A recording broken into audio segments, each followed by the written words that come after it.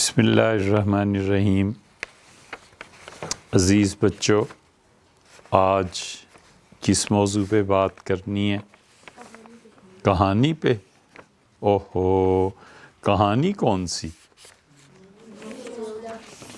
نیولا کی؟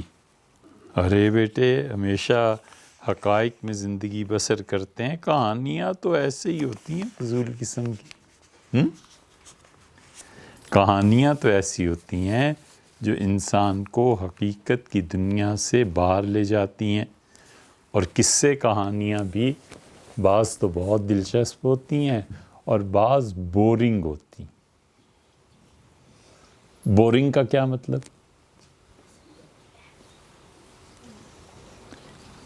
جو چیزیں دل کو خوش نہ کریں۔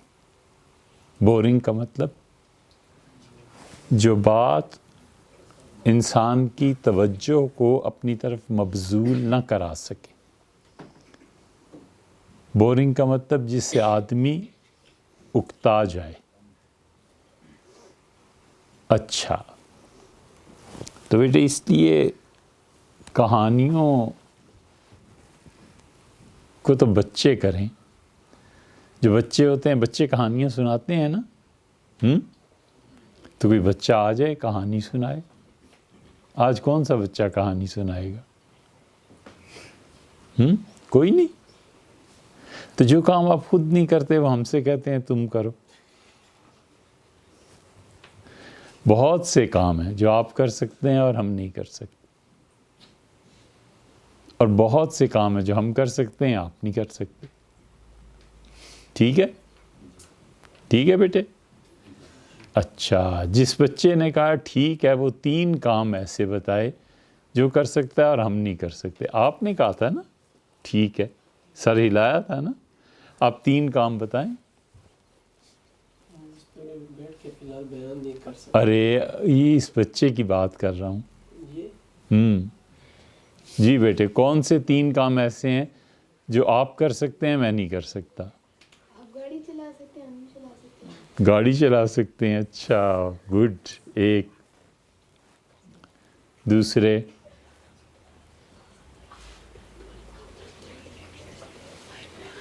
آپ مدرسہ چلا سکتے ہیں، ہم نہیں چلا سکتے۔ مدرسہ چلا سکتے ہیں۔ مدرسے میں کون سی ڈرائیونگ سیٹ ہے بیٹے جس پہ ہم بیٹھے ہوئے ہیں؟ کوئی بریک بھی ہوگی ہے نا؟ اچھا، تیسری چیز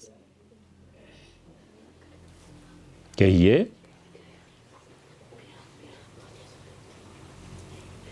نہیں، لقمے نہ دیجیے، یہ کوئی نماز تھوڑے ہی پڑھ رہے ہیں۔ تیسری چیز بتائیے بیٹے۔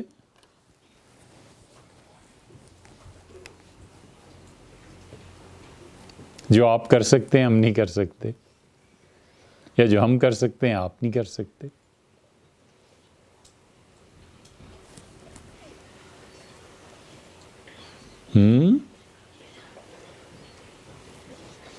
آپ بیان دے سکتے ہیں، ہم نہیں دے سکتے۔ بیان دیتے ہیں اور آپ نہیں دے سکتے۔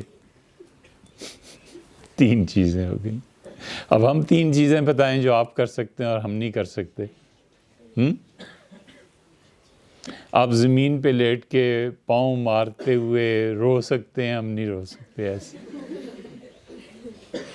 ہم نہیں نہ کر سکتے جیسے آپ کر سکتے ہیں۔ دوسری چیز بھی بتائیں، کیا ہو سکتی ہے؟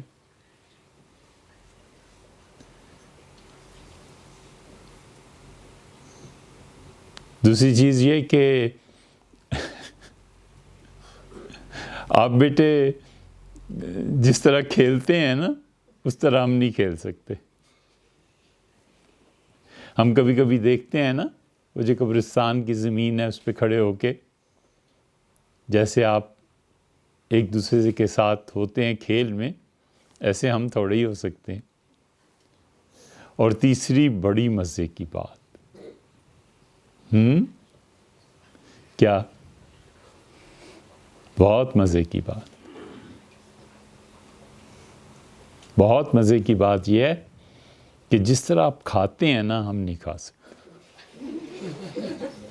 ہم پہ پابندیاں ہیں نا، ڈاکٹر کہتا ہے اور خود بھی سمجھ میں آتی ہے کہ یہ چیز کھانی ہے نہیں، لیکن ہم بھی بہت سی پابندیاں ایسے ہی توڑتے رہتے ہیں مگر غلط کرتے، ہم صحیح بات نہیں کرتے۔ ڈاکٹرز کی ماننی چاہیے بیٹے، ڈاکٹر جو کچھ کہتے ہیں وہ صحیح کہتے ہیں۔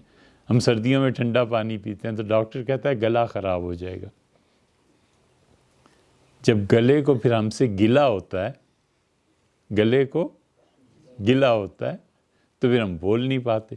اس مرتبہ بھی سردیوں میں کئی دن ایسے گزرے جب بولنا دشوار تھا۔ اچھا بھی اصل بات آپ کہتے ہیں کہانی، نیولا کیا چیز ہے؟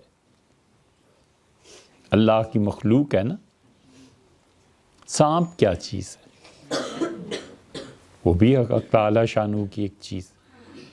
اس لیے جتنی بھی چیزیں کائنات میں پائی جاتی ہیں مخلوقات میں سے، ان میں سے کچھ چیزیں نفع دیتی ہیں اور کچھ اللہ کی مخلوق بظاہر نقصان دیتی۔ بظاہر اس لیے اضافہ کیا کہ حقیقت میں اللہ نے کوئی چیز اس کائنات میں بغیر فائدے کے پیدا نہیں کی۔ سانپ کا بھی فائدہ ہوتا ہے، اس کے زہر سے بہت بڑی بڑی بیماریوں کا علاج ہوتا ہے۔ سانپ کا بھی فائدہ ہوتا ہے، بچے ڈر جاتے ہیں۔ سانپ کا بھی فائدہ ہوتا ہے کہ اسے گولی لگنے کی بجائے سانپ کاٹ لیتا ہے تو آدمی مر جاتا ہے۔ تو یہ چیز کہ گولی لگنے کی بجائے سانپ کاٹ لے، یہ مصلحت ہے، کئی چیزیں اس میں شامل ہیں۔ اسی طرح کہیں بہت سے لوگ جمع ہوں اور گورنمنٹ چاہتی ہو جلسہ نہ ہو تو سانپ چھوڑ دیتے ہیں، تو جب سانپ چھوڑ دیتے ہیں ان کے کارندے تو لوگ ڈر جاتے ہیں اور جلسے میں ہڑبڑاہٹ پیدا ہو جاتی ہے، اور پھر جس کی بات سننی بھی چاہیے اس کی بھی نہیں سنتے۔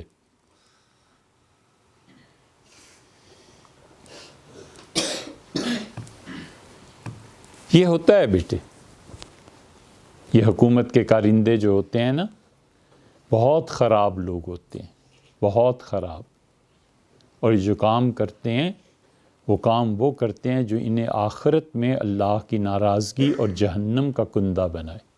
تو یہ جہنم کے کندے جو ہوتے ہیں ایسے ہی کام کرتے ہیں۔ جیسے بیٹے کسی زمانے میں لاہور میں ایک جلسہ تھا، بہت بڑا جلسہ تھا، تو مولانا مودودی اس میں خطاب کر رہے تھے، تو ان کے جلسے کو ایوب خان جو اس وقت کا بہت بڑا ظالم حکمران تھا، وہ چاہتا تھا کہ جلسہ کامیاب نہ ہو۔ جیسے آپ بیٹھے ہیں نا، ابھی کوئی سانپ یہاں پہ چھوڑ دے تو آپ سب ہماری بات سننے کے بجائے بھاگ کھڑے ہوں گے۔ اس پہ ایک کہانی یاد آ گئی۔ کہانی سنائیں یا واقعہ پورا کریں؟ واقعہ پورا کریں۔ کہانی سنائیں؟ واقعہ پورا کریں؟ کہانی؟ واقعہ پورا کر لیں پھر کہانی سنائیں۔ ٹھیک ہے جی، چلیے ایسے کر لیتے ہیں۔ تو بیٹے کیا ہوا، مولانا جب تقریر کرنے کے لیے کھڑے ہوئے نا، تو جماعت اسلامی میں اس زمانے میں جو لوگ تھے بہت پڑھے لکھے ہوا کرتے تھے۔ تو ایوب خان بڑا ظالم حکمران تھا، اس نے کہا حکومت کے کارندوں سے اپنی حکومت میں کہ مولانا کا جلسہ کامیاب نہیں ہونے دینا۔ تو جب مولانا تقریر کر رہے تھے تو انہوں نے سانپ چھوڑ دیے کئی جگہ پہ۔ حکومت کے کارندوں نے آہستہ سے بوتل نکالی، ڈھکنا کھولا، سب مولانا مودودی کو دیکھ رہے ہیں، انہوں نے ڈھکنا کھولا اور سانپ کو چھوڑ دیا۔ اب جب سانپ پھیلا، ایک سے دوسرے سے لگا، ٹکرایا تو بھگدڑ مچ گئی جلسے میں۔ پھر انہوں نے گولیاں بھی شروع کر دیں، فائرنگ شروع کر دی۔ تو کسی نے کہا مولانا بیٹھ جائیے، کہیں کوئی گولی آپ کو نہ لگ جائے۔ مولانا نے کہا کہ آج کے دن اگر میں بیٹھ جاؤں تو اللہ کی راہ میں کھڑا کون ہوگا؟ اس لیے بیٹے جب اللہ کا کام کرنا ہونا تو بہت ہوش و حواس کی ضرورت ہوتی ہے۔ مر گیا جنرل ایوب، جہنم میں شاید پہنچ گیا ہوگا، لیکن بیٹے مولانا کی تحریرات اب تک زندہ ہیں۔ مودودی صاحب نے جو کچھ بعض صحابہ رضی اللہ عنہ کے متعلق لکھا ہے وہ ٹھیک نہیں ہے، لیکن بہت سی چیزیں انہوں نے لکھی ہیں بہت اچھی ہیں. سوشلزم کے خلاف مولانا نے لکھا ہے، بہت اچھی تحریرات ہیں ان کی. تو بیلنسڈ رکھنا چاہیے. جس آدمی نے اچھا کام کیا ہے اسے کریڈٹ ملنا چاہیے، جس نے برا کام کیا ہے اسے بھی پتہ ہونا چاہیے کہ میرے بعد لوگ مجھے کیسے یاد کرتے ہیں. خبریں وہاں بھی بیٹے پہنچ جاتی، لیکن وہ خبریں جیسے پہنچتی ہیں وہ ایک اور ذریعہ ہے، اور وہاں کی خبریں بھی یہاں آ جاتی ہیں. آپ جب بڑے ہوں گے آپ رومی کو پڑھیں گے، آپ جب بڑے ہوں گے تو ابن عربی کو پڑھیں گے، آپ جب بڑے ہوں گے تو ابن رشد کو پڑھیں گے، آپ جب بڑے ہوں گے تو آپ ہمیں تو بہت اچھے لگتے ہیں شاطبی، ان کو پڑھیں گے تو آپ کو پتہ چلے گا کہ ان دونوں جہانوں کی خبریں ایک دوسرے تک کیسے پہنچتی. تو بات ہو رہی تھی نیولے کی. تو اب ہم کیا سنائیں آپ کو؟ کہانی سنائیں، وہ جو یاد آئی تھی. اوہو وہ یاد آئی تھی بیٹے کہانی مولانا روم نے مثنوی میں لکھی. مولانا روم نے لکھا ہے کہ ایک آدمی ایک بادشاہ کے دربار میں حاضر ہوا. ایک ہوتی ہے بیٹے خلافت اور ایک ہوتی ہے بادشاہت. بادشاہت عمومی طور پر اچھی چیز نہیں ہوتی.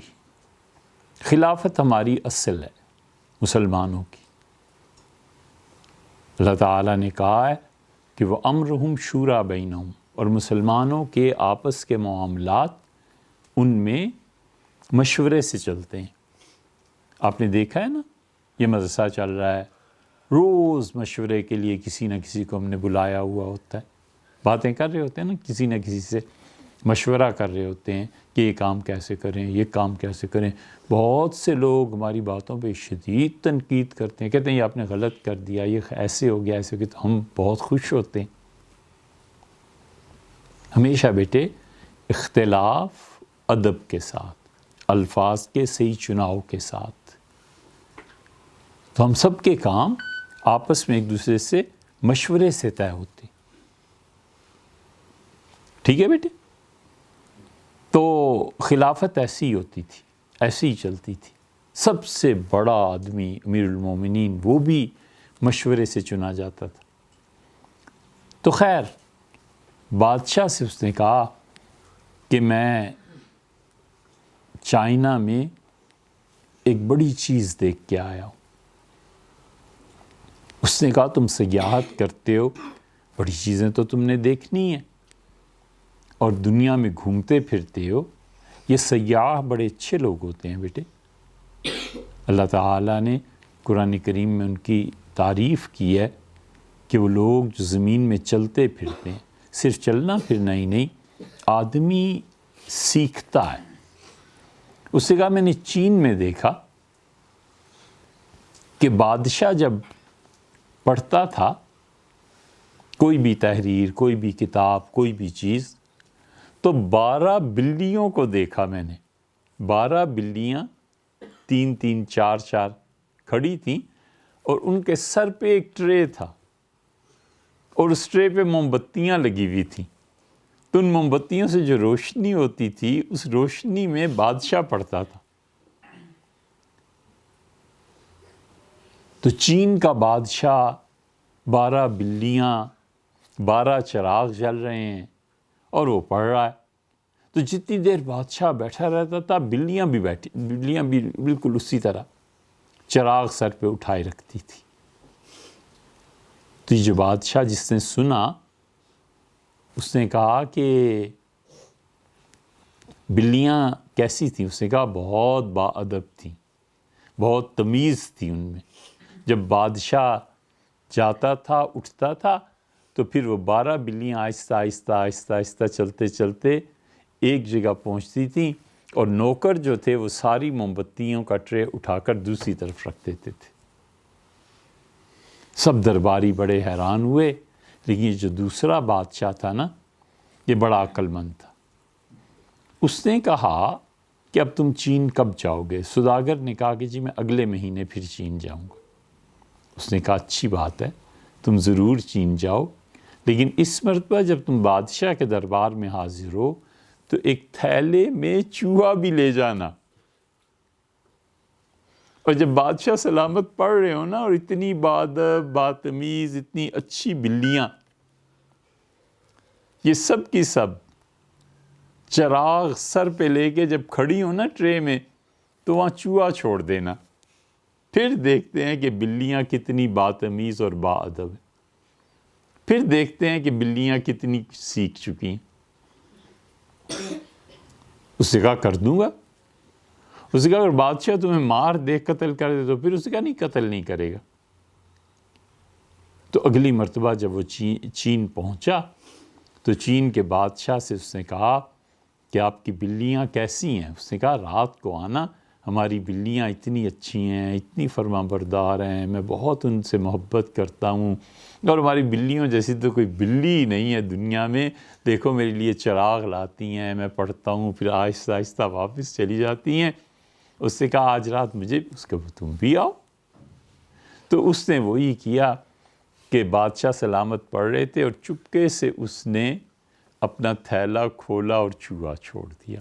اب جو چوہا چھوڑ دیا تو وہ بلیاں تیزی سے چوہے کی طرف بھاگی، سارے چراغ گر گئے، آگ لگ گئی، موم تھا نا پگھلا ہوا موم گرا، اس کے ساتھ آگ تھی، آگ لگ گئی، اور بادشاہ پریشان، جو دوسری طرف باقی چراغ روشنی دے رہے تھے، اس کی وجہ سے وہ دیکھ رہا تھا کہ کیا ہوا۔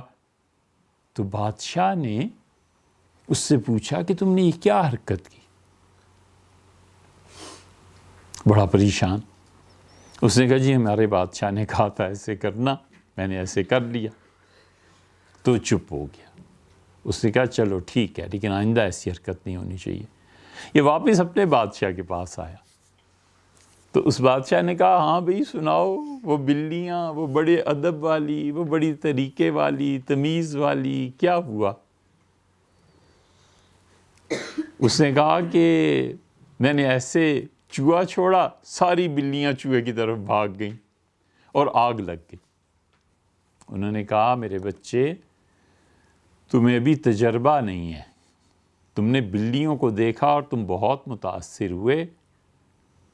تجربے کی بات یہ ہے کہ آدمی جو کچھ خواہش کر رہا ہوتا ہے، جس گناہ کی بھی خواہش یا نیکی کی خواہش کر رہا ہوتا ہے، جب اس خواہش کے سامنے کوئی چیز آ جاتی ہے خواہش کے مطابق، تو آدمی ادھر بھاگ پڑتا ہے، پھر تمیز اور ادب سب ختم ہو جاتا ہے۔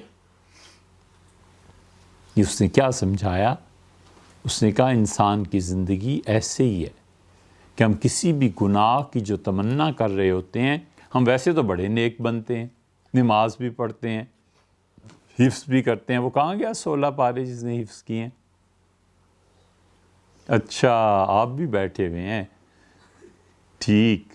تو ہم کتابیں بھی پڑھتے ہیں، لیکن خواہش یہ ہوتی ہے کہ بھوک بڑی سخت لگ رہی ہے، اس وقت کوئی آئے اور اٹھا دے اور لنگر بھیج دے۔ اب جب لنگر لے جانے کے لیے کوئی آتا ہے نا، تو قرآن بھی وہیں رہ جاتا ہے، پڑھائی بھی وہیں رہ جاتی ہے، بچے بھاگ پڑتے ہیں کہ کھانا کھائیں۔ ایسے ہوتا ہے نا بیٹے؟ ہمیشہ بیٹے دیکھنا چاہیے کہ جس چیز کی خواہش دل میں جنم لے رہی ہے، اس کے مقابلے میں کیا ہے؟ اس کے مقابلے میں اللہ کا حکم ہے، اس کے مقابلے میں اللہ تعالیٰ نے کوئی نہ کوئی چیز نازل فرمائی ہے، حضور صلی اللہ علیہ وسلم نے منع کیا ہے۔ تو اب وہ بلی کے سامنے چوہا آ بھی جائے تو بلی نہیں ہل سکتی، کہتی ہے کہ اللہ نے منع کیا، مگر ایسے بلے ہیں کہاں؟ ایسے بلے کم ہو گئے ہیں دنیا میں، ہے نا؟ جو دل میں آتا ہے کر گزرتے۔ تو ایسے بلے چاہیے کہ چوہا ایک نہیں 1000 بھی سامنے آ جائیں تو کہیں نہیں اللہ نے منع کیا ہے۔ ٹھیک ہے؟ یہ کہانی ہو گئی۔ اب کیا کریں؟ کہانیاں کہاں؟ تو ہم آپ سے کہہ رہے تھے کہ اللہ کی مخلوق ایک تو وہ ہوتی ہے کہ جو نفع دیتی ہے، اور حقیقت میں خدا کی ساری مخلوق نفع دیتی ہے، ایک وہ بھی ہوتی ہے جو نقصان دیتی ہے، پھر اللہ کی مخلوق دیکھو بیٹے ایسی بھی ہوتی ہے جسے ہم اپنی آنکھوں سے دیکھ بھی نہیں سکتے، اور آج کل خدا کی ایک مخلوق اور آئی ہوئی ہے دنیا میں، ساری دنیا جس سے ڈر رہی ہے، کانپ رہے ہیں، ملکوں میں لرزہ طاری ہے، اس مخلوق کا کیا نام ہے؟ کرونا۔ وہ آپ سب کو پتہ ہے، ٹھیک، کرونا ایسی مخلوق آ گئی ہے۔ جب بھی ایسی مخلوقات آتی ہیں نا بیٹے، ہمارے ہاں دو چیزوں کا اضافہ ہو جاتا ہے۔ ایک تو بیٹے ایسے مواقع پہ آپ ہمارا اور باقی اقوام کا تقابل کریں، اس کو آپ سیکھیں۔ جب کرونا وائرس دنیا میں آیا تو چائنا نے کیا کیا؟ بولیے جی، اسپتال بنا لیے، اور کیا کیا؟ شہر بند کر دیے، اور کیا کیا؟ کام کی بات لائیں، جمع ہونے سے منع کر دیا، اور کیا کیا؟ جمعہ پہ چلیے ہو گئی پابندی، اور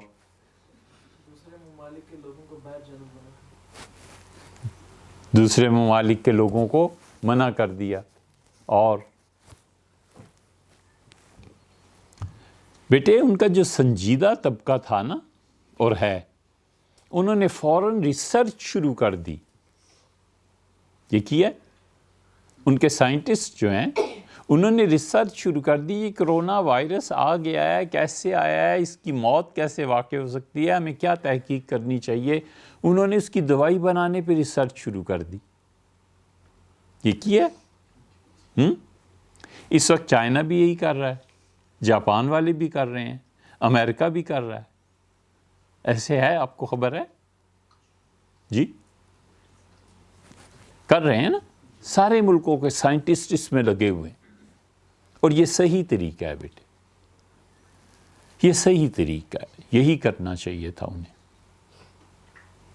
اور ہمارے ہاں ایسے مواقع پر دو چیزوں کا اضافہ ہو جاتا ہے، ان میں سے ایک تھوڑا سا صحیح ہے، ایک غلط۔ ہمارے ہاں جب ایسی چیزیں آتی ہیں نا بیٹے، مثلاً 1917 میں 16 میں انفلوئنزا آ گیا تھا۔ علامہ اقبال نے ایک جگہ لکھا ہے کہ لاہور شہر میں اتنے لوگ مر گئے ہیں کہ جنازہ پڑھا کے مسلمان اپنی میتوں کو قبرستان میں رکھ کر واپس آ جاتے ہیں، اس لیے کہ قبریں کھودنے والے نہیں رہے، وہیں گل سڑ گئے مسلمان۔ ہندو اپنی گھاٹ پہ لے جاتے ہیں، شمشان گھاٹ، انہیں تو جلانا ہی ہوتا ہے، وہ جلا دیتے تھے، آگ لگا دیتے تھے۔ 5 کروڑ آدمی مر گئے، 5 کروڑ آدمی دنیا کے انفلوئنزا سے مر گئے۔ تو بیٹے جب بھی کوئی نئی بیماری ایسی چیز آتی ہے، اصل کرنے کا کام یہ ہے کہ ریسرچ کریں، لیبارٹریز میں بیٹھ کے تلاش کریں کہ اس کا حل کیا ہے، کون سی دوائی اس کے مقابلے میں ہمیں نجات دے سکتی ہے۔ مسلمان اور کافر میں یہ فرق ہے کہ وہ یہ کام کریں گے اور انہیں محنت کرنی ہے دن رات، اور اگر مسلمان کافر اگر کام کرے گا تو دن رات، مسلمان سائنٹسٹ محنت کرے گا تو دن رات۔ فرق کیا ہے؟ مسلمان اللہ سے مدد مانگے گا کہ اللہ میری مدد فرما، اے اللہ مجھے میری رہنمائی فرما، کافر نہیں مدد مانگتا۔ یہ فرق آپ میں اور ان میں ہونا چاہیے۔ آپ جب بڑے ہو جائیں، آپ فرض کیجئے بیٹے سائنس پڑھنا چاہتے ہیں، تو آپ میں اور ان میں یہ فرق ہے کہ آپ ہر موقع پہ اللہ سے مدد مانگتے ہیں اور وہ اللہ سے مدد مانگتے نہیں ہیں۔ اسی لیے اللہ نے فرمایا وَأَنَّ الْكَافِرِينَ لَا مَوْلَىٰ لَهُمْ، لوگوں کافروں کا کوئی والی وارث نہیں ہے، کافروں کے سر پہ کوئی نہیں ہے، کافروں کا کوئی بڑا نہیں ہے، اللہ مولانا۔ اللہ نے فرمایا ہے کہ یہ بات یاد رکھو کہ اللہ تمہارا بڑا ہے، اللہ تعالیٰ کا ہاتھ ہم سب کے سر پہ ہے، اللہ کی مدد ہم سب کے ساتھ۔ تو اس لیے بیٹے ایمان پلس تحقیق، یہ ہمارا کام ہے، اور ان کا کام تحقیق اور ایمان کوئی نہیں۔ ہمارے ہاں جن دو چیزوں کا اضافہ ہو جاتا ہے، ایک تو اضافہ یہ ہو جاتا ہے کہ تحقیق نہیں کرنی، بس لمبے وظیفے کہ 10,000 بار یہ پڑھو تو 15,000 بار یہ پڑھو تو 17,000 بار یہ پڑھو۔ ہم نہیں کہتے بیماری میں پڑھنا نہیں چاہیے، پڑھنا چاہیے۔ بیماری میں کیا پڑھنا چاہیے بیٹے؟ یہ ایک لمبا موضوع ہے، مگر ہم آپ کو ایک بات بتاتے ہیں، جب بھی بیمار ہو جاؤ، رسول اللہ صلی اللہ علیہ وسلم نے اللہ کے 2 نام فرمائے، حلیم اور کریم، یا حلیم یا کریم۔ ہمیشہ یہ پڑھا کرو، بخار ہو جائے، نزلہ ہو جائے، طبیعت خراب ہو جائے، ڈاکٹرز کے پاس جانا پڑے، دوا بھی لیجئے اور ہمیشہ یہ پڑھیے۔ رسول اللہ صلی اللہ علیہ وسلم فرماتے تھے مریض کو یہ پڑھنا چاہیے، حلیم یا کریم، یا حلیم یا کریم، یا حلیم یا کریم، ایسے پڑھنا چاہیے۔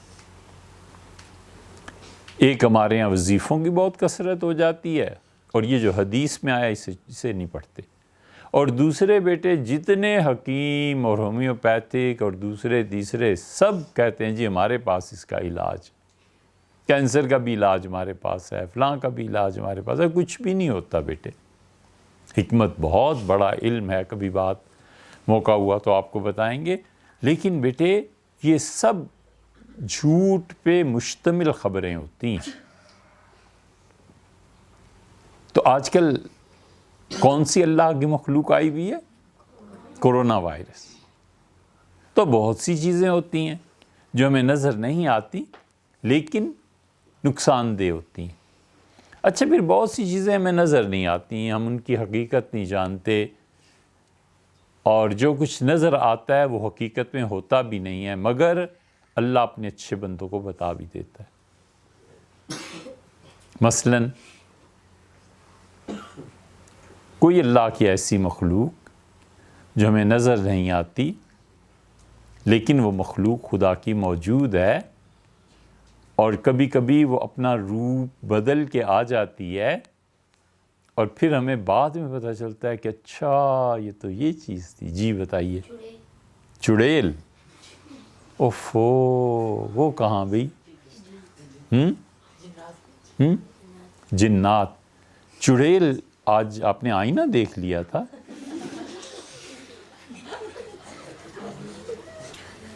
یہ جو بچے ہنسے ہیں نا، اس کا مطلب ہے وہ ذہین ہے، وہ سمجھ گئے ہیں۔ جی بیٹے۔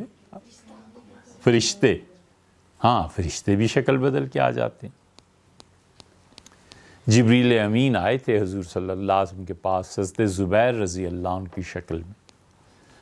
یہ ہوتا ہے بیٹے، آپ کا جواب بھی درست ہے، لیکن یہ چڑیل والی بات بہت خوب ہے، تو معاف کیجئے گا آپ بیٹے، بہت اچھے ہیں، مگر ایسی ہم نے سوچا ہم یہ فقرہ کہیں، دیکھیں بچے سمجھتے ہیں یا نہیں سمجھتے، لیکن ماشاءاللہ بچے سمجھ گئے ہیں کہ چڑیل نے آج آئینہ دیکھا۔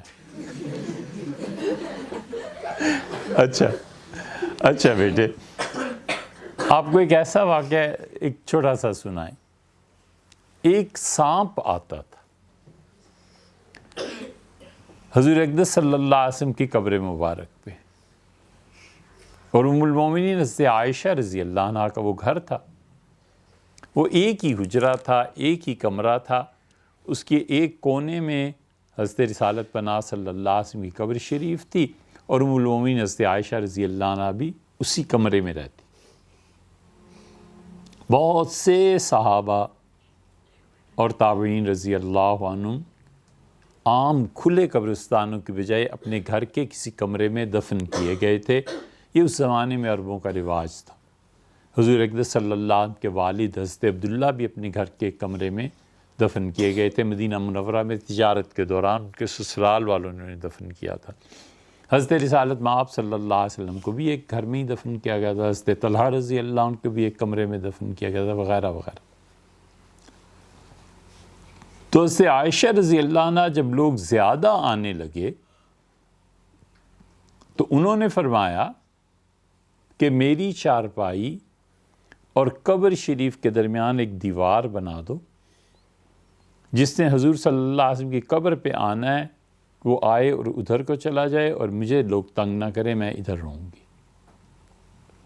پھر پردہ اس پہ لٹکا دیا گیا۔ تو ام المومنین رضی اللہ عنہ نے دیکھا ایک سانپ آیا اور بیٹھ گیا۔ حضرت عائشہ رضی اللہ عنہ نے اس سانپ کو کہا کہ چلے جاؤ یہاں سے، چلا گیا۔ پھر ایک مرتبہ آیا، پھر ایک مرتبہ آیا، تو حضرت عائشہ رضی اللہ عنہ نے کہا کہ اگر تم آئندہ آئے نا تو میں مار دوں گی میں۔ وہ اگلی مرتبہ پھر آ گیا، اور ام المومنین رضی اللہ عنہ نے ایک نیزہ لیا اور سانپ کو مار دیا، تڑپتا رہا، مر گیا۔ حضرت عائشہ رضی اللہ عنہ رات کو جب سوئیں تو کسی نے خواب میں آ کے کہا کہ ام المومنین آپ نے ایک بڑا جنوں کا سردار تھا اسے قتل کر دیا۔ آپ نے، میں نے کب قتل کیا؟ تو انہوں نے کہا کہ ام المومنین آپ نے قتل کیا ہے اسے جس سانپ کو آپ نے مارا تھا۔ وہ اصل میں آتا تھا آپ سے علم حاصل کرنے کہ آپ رسول اللہ صلی اللہ علیہ وسلم کے متعلق جو بھی باتیں کرتی ہیں وہ جن آپ سے سنتا تھا۔ خواب میں ہی آپ نے فرمایا میں نے اسے منع جو کیا تھا کہ ہمارے گھر نہ آئے، ڈر لگتا ہے۔ تو اس نے کہا کہ وہ کبھی بھی آپ کے پاس گھر میں آیا جب آپ سوئی ہوئی ہوں یا پردے کا کوئی مسئلہ ہو؟ تو انہوں نے فرمایا نہیں۔ تو اس نے کہا کہ وہ جو ہمارا سردار تھا وہ تو اس لیے آتا تھا کہ جو کچھ آپ کہتی ہیں وہ علم کو حاصل کر سکے۔ ام المومنین رضی اللہ عنہ بہت پریشان ہوئی۔ جب صبح اٹھی تو انہوں نے 12,000 روپے اس زمانے کے ادا کیے، کیونکہ دیت، کوئی غلطی سے کسی کو قتل کر دے تو دیت ہوتی ہے نا، ایک قتل ہوتا ہے جان بوجھ کے اور ایک قتل خطا ہوتا ہے۔ قتل خطا کا مطلب یہ ہے کہ وہ قتل غلطی سے ہو جائے، پتہ نہ چلے، تو غلطی سے ہو گیا۔ ام المومنین رضی اللہ عنہ نہیں سمجھتی تھیں کہ یہ تو لغزش جو تھی، پھر انہوں نے 12,000 روپے ادا کیے اللہ کی راہ میں کہ جو جن میرے ہاتھ سے مارا گیا ہے یہ اس کے خون کی دیت ہے۔ حضرت ابو ہریرہ رضی اللہ عنہ روزانہ 12,000 مرتبہ اللہ کی تسبیح بیان کرتے تھے۔ تو کسی نے ان سے کہا کہ حضرت یہ 12,000 مرتبہ آپ جو اللہ کی تسبیح بیان کرتے ہیں، آپ نے کیا کوئی قتل کر دیا ہے؟ تو انہوں نے کہا اس سے بڑا قتل کیا ہو سکتا ہے کہ میں نے اپنی جان کو بچانا ہے، میں خود اللہ کی نافرمانی کرتا ہوں اور ہر روز میں ایک دیت، ایک خون کے برابر اللہ کی تسبیح کرتا ہوں تاکہ اللہ تعالیٰ مجھے اپنی پکڑ سے محفوظ رکھے۔ تو ایسی بھی مخلوق ہوتی ہے جو ہمیں نظر نہیں آتی، لیکن بیٹے وہ مخلوق جو نظر نہیں آتی، ہم اہل السنہ کا یہ عقیدہ ہے کہ جنات ہوتے ہیں۔ یہ بات ہمارے عقیدے میں شامل ہے، اس لیے کہ اس عقیدے کی بیک پہ دو میں سے ایک چیز ہونی چاہیے، یا تو قرآن سے ثابت ہونا چاہیے یا حدیث وہ جو متواتر ہو۔ یہ بات یاد رکھنا بیٹے، عقیدہ دو چیزوں سے ثابت ہوتا ہے، کبھی تو وہ کتاب سے ثابت ہوتا ہے، خدا کی کتاب سے، اور کبھی عقیدے کی بیک پر اتنی احادیث ہوتی ہیں، اتنی حدیثیں ہوتی ہیں کہ اس کا انکار نہیں کیا جا سکتا۔ مثلا 200 صحابہ رضی اللہ عنہ ایک ہی بات کہتے ہیں، مثلا 500 صحابہ رضی اللہ عنہ ایک بات کہتے ہیں، تو وہ سب جھوٹ تھوڑے ہی بولتے تھے۔ اس حدیث کو متواتر کہتے ہیں، یعنی ایسی حدیث جس پہ اتنے لوگ جمع ہو جائیں کہ اس حدیث پر اتنے لوگ جمع نہیں ہو سکتے تھے، سب کا جمع ہو جانا اس حدیث کے مستند ہونے کی، اتھینٹک ہونے کی دلیل ہے۔ عقیدہ اس سے بھی ثابت ہوتا ہے۔ جنات کے وجود پہ قرآن پاک سے بھی ثابت ہے، اور اس کے علاوہ اتنے صحابہ کرام رضی اللہ عنہم جمع ہیں اس پہ کہ انکار نہیں کیا جا سکتا کہ اتنے صحابہ رضی اللہ عنہ کوئی جھوٹ تھوڑے ہی بولتے تھے۔ تو اس لیے جنات ہمارے عقیدے میں شامل ہے بیٹے، کہ ہم اس کو مانتے ہیں کہ اللہ کی ایسی مخلوق جو ہمیں آنکھوں سے نظر نہیں آتی مگر بہرحال اس کا وجود ہے۔ اور جو لوگ جنات کو نہیں مانتے وہ کم سے کم اہل السنہ سے ہٹے ہوئے، وہ گمراہی کی طرف مائل ہے۔ اس لیے جب آپ بڑے ہوں گے تو یہ مباحث آئیں گی، اس وقت پھر آپ کو سوچنا ہے کہ ہم اہل السنہ کا عقیدہ اس بارے میں کیا۔ ٹھیک ہے جناب، کہانی آئندہ، ٹھیک ہے۔ نیولے کی کہانی تھی نا، وہ پچھلی مرتبہ بیت المقدس کی نظر ہو گئی، اس مرتبہ ہم آپ سے جنات اور انسانوں کی اور کیا بحثیں کرتے رہے۔ ٹھیک ہے بیٹے، اور کرونا وائرس کبھی آپ کی زندگی میں آ جائے تو پھر کیا ہو؟ ریسرچ کرنا ہے، اور ساتھ اس کے ساتھ اللہ کی یاد، اللہ سے مدد مانگنا۔ ہمیشہ یہ پڑھا کرو۔ سورہ فاتحہ کیسے پڑھتے ہو؟ کوئی بچہ پڑھے؟ شروع کرو، شروع کریں بیٹے، جلدی کریں، سیدھے سادھے پڑھو، بیٹھے رہو پڑھو۔ الحمدللہ رب العالمین الرحمن الرحیم مالک یوم الدین ایاک نعبد و ایاک نستعین۔ یہ جو آخری دو آیتیں ہیں نا بیٹے، انہوں نے پڑھی مالک یوم الدین اور آگے ایاک نعبد و ایاک نستعین۔ اس مالک کے لفظ سے پہلے ایک لفظ اور لگاؤ، کیا ہو سکتا ہے؟ جی الملک نہیں بیٹے، اور ایک لفظ سوچو۔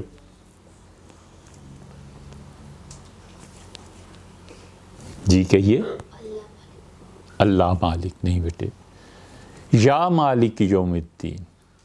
مالک یوم الدین سے پہلے کس کا اضافہ کرنا ہے؟ یا کا۔ یا مالک یوم الدین ایاک نعبد و ایاک نستعین۔ ٹھیک ہے، جب بھی زندگی میں کوئی مشکل پیش آ جائے، امتحان ہو رہے ہیں نا آئندہ، ٹھیک ہے، جب بھی آپ میں سے کتنے بچے میٹرک کر رہے ہیں؟